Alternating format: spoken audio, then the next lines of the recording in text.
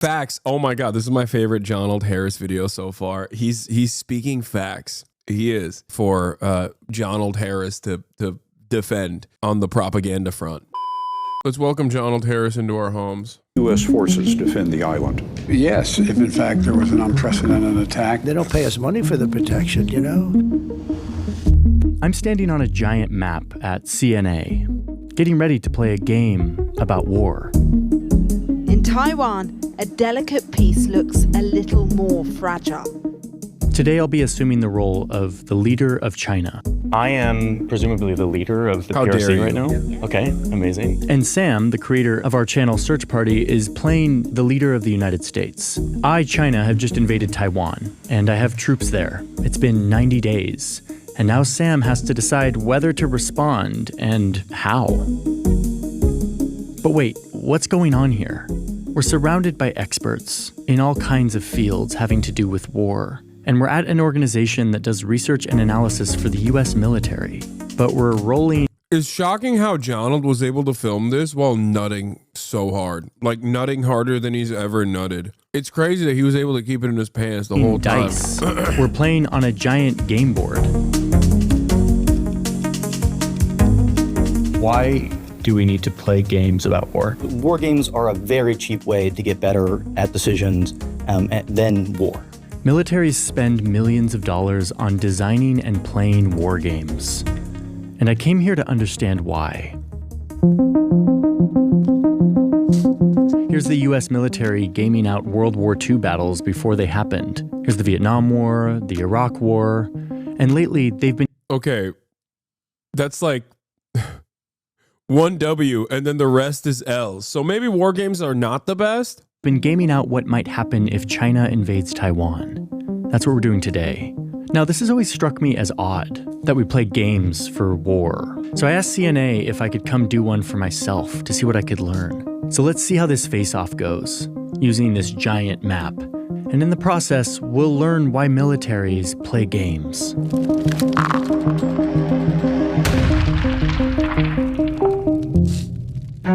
Okay, so here's how it works. The game designers have created a scenario where I, China, have invaded Taiwan. For 90 days, we have had boots on the ground in Taiwan. And all these blocks represent the weapons, the vessels, and troops that I have. This is so dumb. If China has already militarily occupied Taiwan for 90 days, what the is the American government supposed to do? Nothing. Let them have it at that point then. It's so stupid. That means it's over. Unless you just wipe out the Taiwanese population, you know? What do you mean? The entire point is supposed to be defense before China actively swarms Taiwan and takes it over, if there was any appetite for that at all. Like, this doesn't make any sense. If at any point China has militarily successfully overtaken Taiwan and has occupied it for 90 days, then it's already is over, you know what I mean? Like, shouldn't the real war games be before that happens? Have in my theater of war. The game designers have given both Sam and me specific objectives that reflect real-world objectives in a conflict like this. And that's about it. It's now on us to make decisions as if we were the leaders of our respective sides and see how the other side reacts. While Sam is consulting with his advisors on the first move, I start thinking about the countries in this region. How do I use this moment to undermine confidence in the US? To make the US look less trustworthy? Right away, I'm feeling like I have the upper hand here. I've captured Taiwan, and now all I need to do is keep the US military and its allies away. I want to make it really costly for the US, where any calculation they have to make comes with a very high cost to American citizens. We've just begun this game, and I'm already surprised at how into this I'm getting. I can feel Sam's anger at me that I invaded Taiwan, my worry that he'll respond and escalate this conflict. So I start working on a plan to make it difficult and costly for him to respond, hopefully keeping him out of here. We head to the map to start looking at options. I toy around with creating a blockade around the island. We have the advantage of proximity and speed to set up a wall that says this is going to be costly. But this is where I start thinking about the US's presence in the region, especially in Japan and Korea. There's a huge presence here. Is this a vulnerability? I think the scariest thing is just the movement across the strait is probably where they're going to focus in. And it's like, can I stop that? So I'm trying to think of these contingencies, what they might do. Okay, I'm about to take my turn, but I want to pause to thank today's sponsor, Incogni, for sponsoring today's video. All of our personal information is really valuable, and companies buy and sell it so that they can target us for a variety of things. Advertisements, insurance premiums. There's an entire economy of data brokers that use your name and your address and your phone number and your email and your demographics and your browsing habits to try to make money. It's the major reason why robocalls and junk mail are so pervasive. But it also leaves us vulnerable to identity theft. Luckily, we are protected by the law. You have a right to privacy. You can request to be taken off these lists. The problem is there are hundreds of these lists, and it's not easy to request to be taken off all of them. Incogni does this for you. You sign up for Incogni, you give them permission to act on your behalf to go make requests to take you off these lists. And they do that. They do the hard work of restoring your privacy. And my favorite part is you get to check in on it. They've got this dashboard. So to date, they've taken me off of 657 lists. And they've successfully taken me off of 533 of those lists. And they estimate that they've saved me almost 400 hours. They're giving 60% off to all of you. If you use the link in my description, it's incogni.com/Johnny Hirsch. You get 60% off the yearly plan. Thanks Incogni for sponsoring today's video. I know all of you are excited to get back to the giant map to see what move I make in the South China Sea. Let's do it. Now, I've studied the geopolitics of this region extensively, but already I feel myself looking at this region in a whole new way. So my plan is to beef up my naval presence around Taiwan, while also moving more of my troops onto the island, hoping that Sam doesn't attack. Great, I think we have a plan here, and I guess I'll wait to see what Blue does. Over on Team Blue, Sam seems to be contemplating punishing me, not with a direct strike, but by targeting my natural resources. I think oil is probably a move. Okay, we've done our planning. It's time for us to both make our moves. So both of you have 2 operations prioritized, ready to go? If America tried to invade Taiwan after China had taken it over for 90 days militarily, it would probably be the dumbest idea of all time for the entire planet. I feel like that might be like a bridge too far for even the biggest war hawks in America. This isn't to say that like, oh, the Taiwanese people would welcome the Chinese as liberators or anything like that. That's not what I'm saying at all. I'm simply talking about like state versus state, like what they have to lose in this process. I mean, look at Ukraine. Now think about Taiwan versus China, which the American government, even at this point, considers to be a part of China, even though they offer defensive capabilities to Taiwan and want to use Taiwan as a weapon to wield against China at a moment's notice. But literally look at Ukraine. I don't even know if this would be an invasion. I think it would just be the American bombardment campaign of Taiwan. Like they would just kill a ton of people in Taiwan. It would look like the Korea War. They would just wipe out parts of Taiwan straight up. Just kill as many people as possible. I don't know how you get out of that situation and you like successfully create an independent Taiwan. What we are interested in is consolidating our control over this island and signaling to the rest of the region and to anyone else who might want to get involved that we're really serious about defending. And so we are going to move some of these naval assets to surround the island. As I make my move, the surreal experience of feeling like the leader of China continues to grow. We are not here to kick anyone out or to invade other places. We are simply here to realize our role in the region as the leader of the region, and this is our way. Bro is enjoying that a little too much, okay? Goofy ass. Way of demonstrating that, and we hope it does not escalate into anything more than it needs to. Okay, here comes the response from the U.S. China didn't act. Hi, Hassan. Just want to know you're all losers. Thumbs up, Israel. Good luck on your continued lack of success at achieving any of your goals. Hey, man, I hate to do this to you, but the country whose flag you are flying in the chat in a positive manner is understandably seen as one of the worst countries on the planet. That was always the case in the global south, but it's certainly now even the case in Western Europe. So no matter how much you feel like you're fighting the good fight, that flag is only associated with genocide. because that's the only thing that people know Israel, the only thing that people associate Israel with now.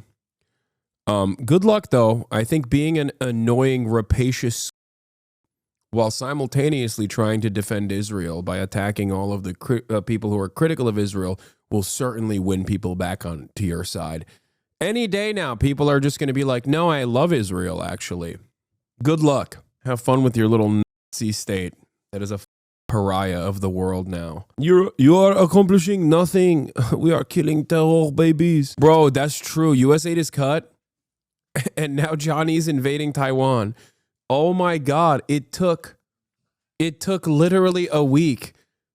He's showing US aid the way. Okay, he's like, listen, you don't keep that steady flow of USAID dollars coming my way, Voice of America style, I will invade Taiwan. We are basically going to show them the ramifications of that. We would like to choke their natural resources from the Indian Ocean. The US military begins stopping ships that are bringing oil to China. This is their punishment for my invasion of Taiwan. And this is when I realize that what matters here isn't just how I respond to this, but what narrative I tell the rest of the world that gets them on my side. Storytelling is so important in a war like this.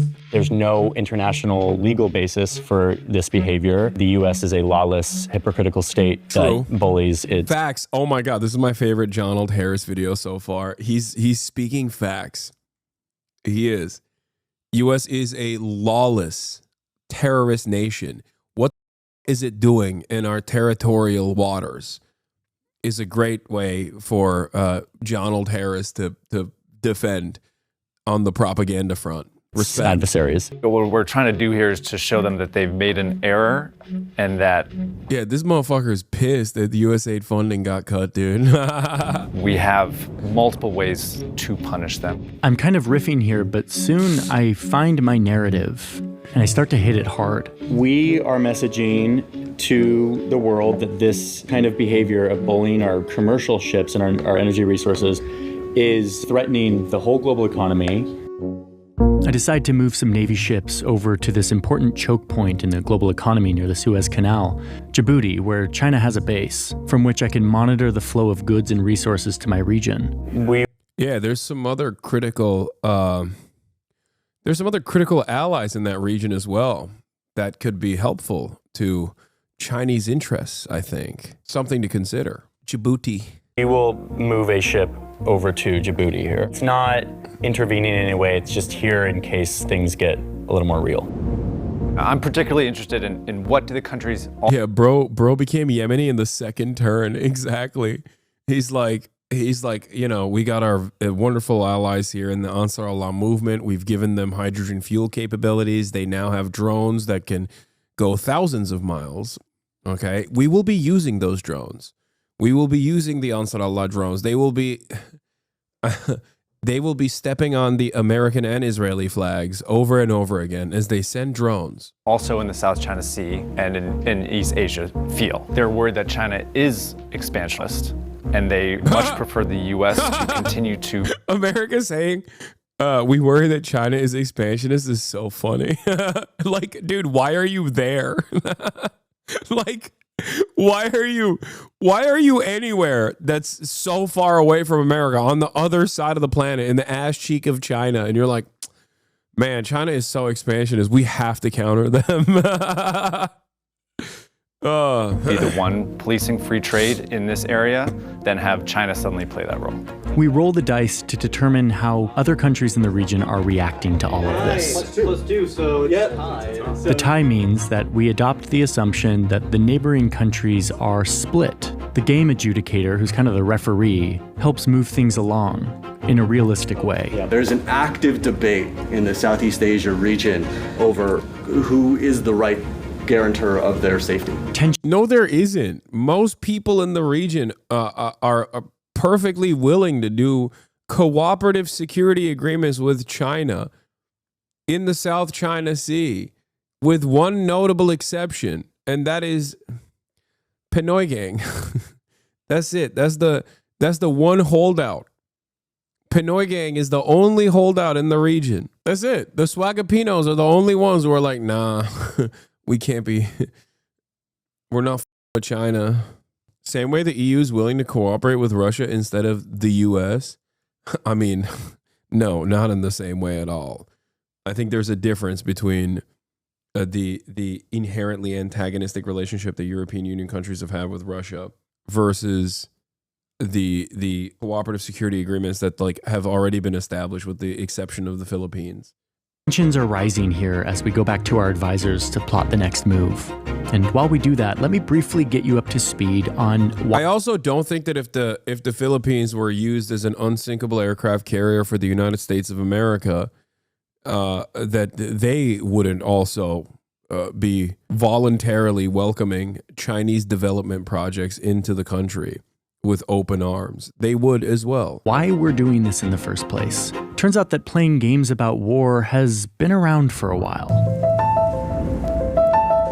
As long as there has been war and solid maps. Bro, I don't care about the war games, man. History of war games is boring. Get back to how you're going to dominate the region, Military John. leaders have wanted to try to simulate how a war could play out before it happens. People have been playing games about war for thousands of years. Ferdinand Marcos was deposed in a revolution and he fled to the United States. His assets were kept in U.S. banks and he holds the Guinness World Record for biggest theft against the government. His son is singing America's tune to get the riches back. Bong bong. It's not about a game. It's about having an opportunity to think about things outside of actually having to do it. But it wasn't until the early 1800s that wargaming became more formalized, a serious tool for war training and planning. Real assumptions, real constraints, real game mechanics that mimicked at least some aspects of real war. These Prussian dudes are not playing Risk. They're getting ready for war. There's a lot going on here, but the main point in these games is to present decision makers with scenarios that force them to grapple with the hard decisions of war. World War II saw extensive gaming, so much so that one admiral later said that they had gamed out so many different scenarios of how the conflict with Japan could go that, quote, nothing that happened during the war was a surprise. Absolutely nothing, except the kamikaze tactics towards the end of the war. Yeah, nothing was a surprise. We just firebombed Japan and inevitably dropped not one but two nukes. The only thing that was a surprise was how crazy we were. We had not visualized those. War games are practice for war. With time, these war games turned into huge productions involving hundreds or even thousands of participants. They moved on to fancy computer simulations that made it feel more and more real, more and more precise. Some of the games were there to help plan for what might happen in war, but many other games were there to help hone the skills of different officers. Bro, I've just realized gamers must be lobotomized. It was always gamers that were responsible for all the death and destruction. I'm seeing it now, right in front of me. It was always gamers. Gamers are responsible for all the bloodshed. Oh my God. To train them.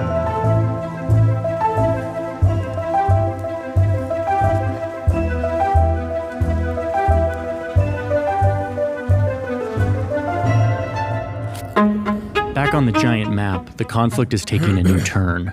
Sam has sent a secret operation of American soldiers to covertly sabotage the bomber planes that I had sent to Djibouti. This will require a lot more maintenance and reduce their usefulness in the region. He's also moving a bunch of military assets into this region. I don't like it. We are stepping up our Navy military assets, but out of range of China's defenses. Rocket forces? Yes. So, we have total control of Taiwan. We've built this big naval blockade around the island. They are sabotaging our natural resources coming from the Middle East. And we, China, are using this as a way to amplify to the world that the US is a lawless bully who is sabotaging us when we're just doing what we're entitled to do. So it's looking pretty good for the PRC today and not looking great for the US. I'm still feeling really good about all of this. That is, until Sam makes his next move.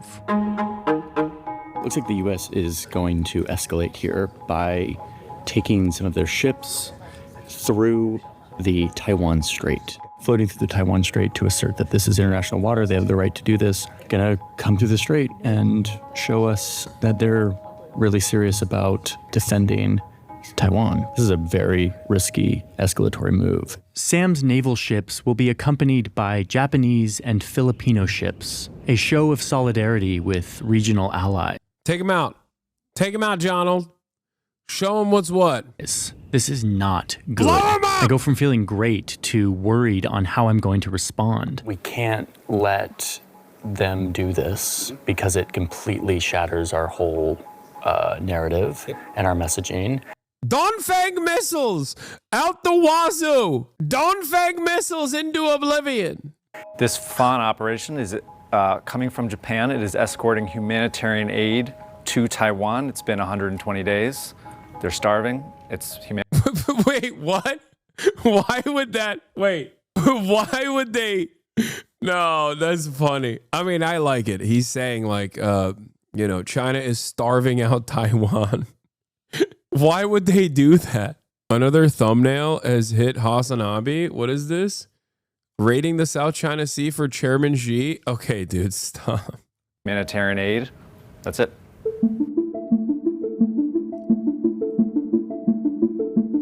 I think we have to draw the red line and say, if you don't turn back, we are going to sink something. We're not bluffing, and I want to show that. If your humanitarian ship is coming escorted by military vessels, that will be an aggressive move that we will respond to. We don't recognize your zone around Taiwan, so we are doing that anyway. We continue our same message that anyone coming into this water for any reason with military vessels is considered with hostile intent and will be treated as such. Yeah, stop being a pussy. Start bombing. And we're not bluffing. Our next moment of action is you're approaching this line of folks. We bring out a line of ships to physically stop the movement. I mean, we'll continue to try and avoid, but we're navigating past. Okay. I'm sure there's somebody on a Chinese vessel that's got a very good video of a maritime militia ship getting rammed to stern. This is a hostile act and very aggressive, and we are making plans to respond. And we ask you to turn around immediately, or you will face the consequences of this invasive act that we have very clearly signaled to you is not okay. Sam is trying to call my bluff, and I really don't want it to work. I can't let this happen. I have to respond, or else all my threats will lose their credibility. And if you can't tell, I'm now fully immersed in being the leader of China. This is so stupid. Have tried to avoid this very moment, but you have given us no choice. So, I decide to use a series of missiles to target one of the Filipino ships. Oh no. Fucking Pinoy gang. Of course, they're the ones that get cooked. We are firing at A junior coalition partner, always the first to go. one vessel attempting to sink it as a way to demonstrate our earnestness. So one way or another, we overwhelm your defenses and we get some missiles through. We sink the Filipino ship. Because of the chaotic nature of kinetic war, we roll some dice to establish whether or not, in this scuffle, one of these ships fires back and shoots down one of my aircraft. And it turns out they do. So U.S. takes down one of our jets. A Filipino ship has been sunk or is sinking. And the U.S. SAG has fired back. There's a big flaming ship that is clearly in the process of sinking in the middle of the strait. Lots of cameras going onto the national newscasts showing these sinking ships. A shooting war has begun. What happens next? By the way, these are both nuclear armed nations, which I feel like we're just not talking about. These are both nuclear armed nations that also have, not only do they have nukes, but also are directly tied to one another with trade. Trade that, if stopped, would certainly cripple America. Like, probably, it would cripple America significantly worse than China. So I don't know how, like, this is entirely established on a faulty premise. Sam acts quickly and retaliates, targeting one of my surface action groups, which looks something like this, sitting here in the Indian Ocean. Things are escalating. Our ESG in the Indian Ocean sinks one of their SAGs. Whoa. We're about to have an engagement unprecedented in modern history. Yeah. The question becomes, what results from this, right? Is there enough U.S. force to be able to defeat this? If you're trying to do it, absolutely. My heart is actually beating faster. At this point, we're a couple hours into this, and I find myself having forgotten that I am indeed not Xi Jinping, and that I am in an office building in Arlington, Virginia, playing a game. I don't want to escalate CIA. here. I think doing some sort of superficial damage kind of to this ESG would be kind of a reasonable way to just say like, hey, we will, Yeah, it's funny that he said this is the most realistic way to plan for war and then started the game in the most unrealistic way. China having invaded Taiwan 90 days ago. Yeah, that's why I said like in the beginning that this would be the stupidest way to conduct this. Because if China has already invaded Taiwan, it's no longer Taiwan, it's Chinese Taipei for 90 days. It would be the dumbest thing on the planet. Like America's opportunity is to try and stop China from successfully overtaking Taiwan. Any point after that fact is just like the most over it's ever been. That's why I said I don't even think America would do. I mean, it's just one scenario, I understand. But it's like the worst one for America. And I'm sure that because this is a John Old Harris video, America's going to end up winning most likely. But let's we'll be here if you attack us. And this is where I really start to understand the value of all of this. This kind of role-playing against a real human opponent in a real-world scenario forces you into a totally different mental experience than reading about it, learning about it, watching movies about it. Totally different, which is the whole point. And what I've shown you here is actually just the highlights of what was nearly a full... After 90 days, there's nothing left of the Taiwanese government. They're all re-educated now. No, it's not even that. There are enough people in Taiwanese leadership that would, one, instantly wave the flag, wave the PRC flag. And then those would be the leaders that China says are now the leaders in those are the regional leaders of Chinese Taipei. Yeah, they would probably like KMT. I don't think that they would be. I don't think there would be any need for re-education. Day of playing out this. The KMT wouldn't surrender. I don't think they wouldn't. I don't think they would surrender. I think they would be. I think they would be the unification party, and they'd be like, "Yeah, we're unifying with the mainland." Scenario. We went into way more detail on every one of these moves, forcing us to think about details and calculations which really couldn't have come in any other way. There's so much learning that takes place on both sides. The red team player. The current KMT party. The modern day KMT party right now is the pro-unification party in Taiwan. There are a lot of studies conducted on the Taiwanese attitude towards reunification. And the number one overwhelming majority obviously wants independence. But if independence is like, the overwhelming majority across the board want the current system to exist in the way that it does without rocking the boat. Okay? That's the overwhelming attitude. There's also obviously full independence as I would say, the most popular position. Virtually everyone in Taiwan wants to maintain the status quo. But if that's not the option, if the status quo is broken, okay, then yes, they want independence. The majority want independence. The KMT party's position is the status quo party position. Or status quo position. So if there was an opportunity for independence, yes, the Taiwanese population would want independence from China. But the overwhelming majority position at this moment is to continue along with the status quo. Players learn about blue capabilities. The blue team players learn about red capabilities. I want them to put themselves in the headspace of the commanding officer, the person who would be making as many of those decisions as possible, and think about what information they would have, think about what information they wouldn't have. The game is a framing mechanism. Each game that we design is targeting a different series of cognitive processes to try to help the players walk through how would I solve this problem or how would I approach this issue. Okay, so would the U.S. try to take over if they somehow got independence from China?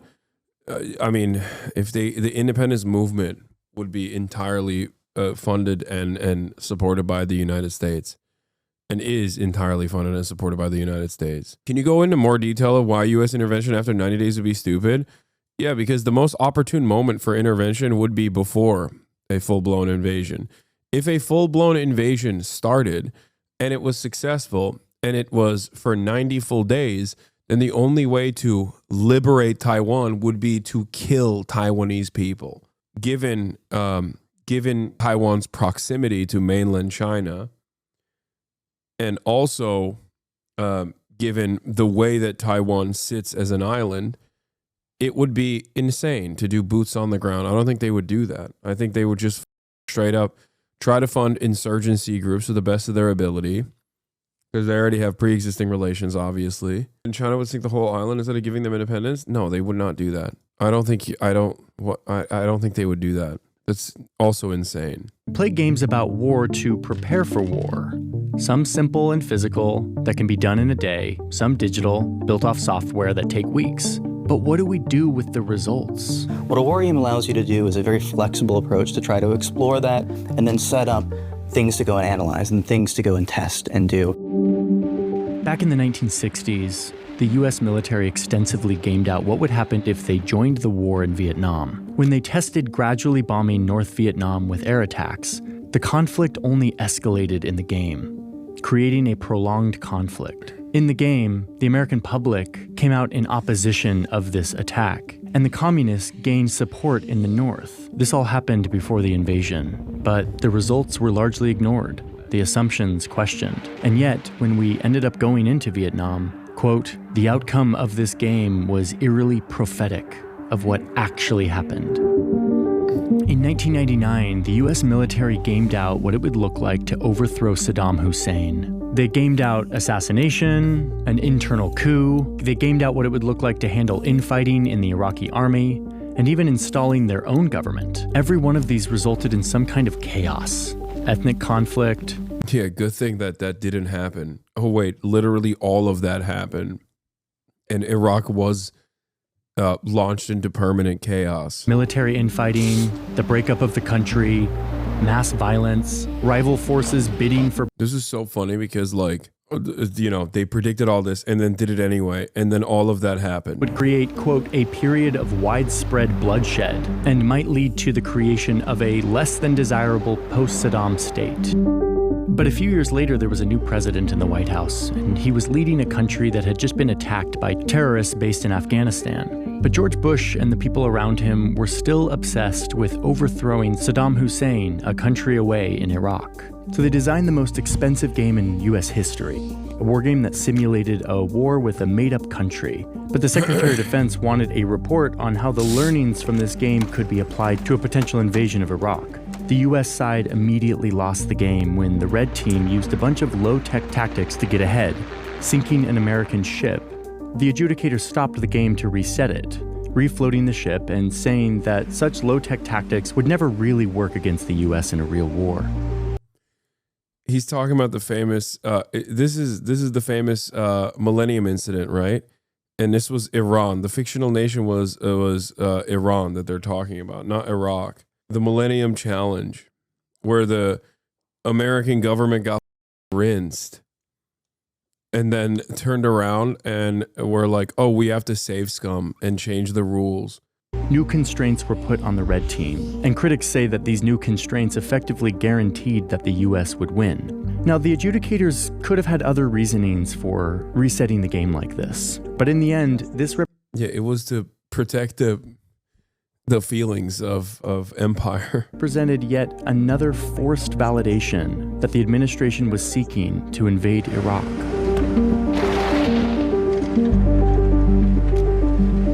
So war games can be very informative if those designing and playing those games are committed to learning from the game and not trying to get the outcome that they want. Something John Kirby emphasized to me a while back when we were... I don't know why he said this was about Iraq. This wasn't... What? He interviewed John Kirby? Bro! Okay, dude. I mean, every day I am more and more sure that this man is CIA. We're setting up for an interview in the White House. Only as good as the input. Yeah. And the honest way in which you execute them. Back here on the game board, things continue to escalate, but we're out of time for today. Spending the day playing Xi Jinping taught me a lot, a unique form of learning that helped me understand the geopolitics of the Pacific in a new way. So I'm walking away from this with a much deeper understanding of why militaries put so much effort into making these games. I just got a little taste of it. Me and Sam are by no means good at this, but I can see how this serves as practice, as a way of testing assumptions, thinking in new ways, something that is so important for something that is so high stakes. War is chaotic. It's emotional. It's reliant on humans making human decisions, and it's impossible to realistically practice. And as always, when we talk about war, there's a deep paradox here, one that military thinkers have been repeating for centuries, that if you want peace, you must prepare for war.